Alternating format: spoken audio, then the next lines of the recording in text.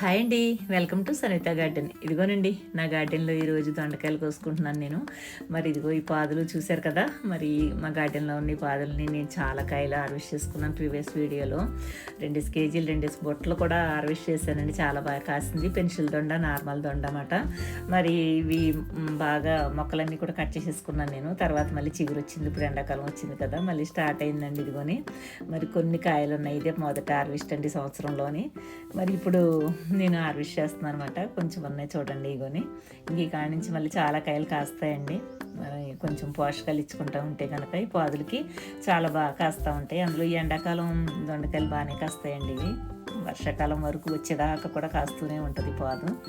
ఒకసారి మొదలెట్టిందంటే ఇంకా ఆపుదండి ఇదైతేని. చూసారు కదా, మరి ఇంట్లో కూరకైతే చాలా బాగా మరి గడిచిపోతుందండి. ప్రతి ఒక్కరింట్లో కూడా ఉండవలసిన దొండపాదు. సరేనా, చూసి ఆనందించండి. ఉంటాను. బాయ్ అండి.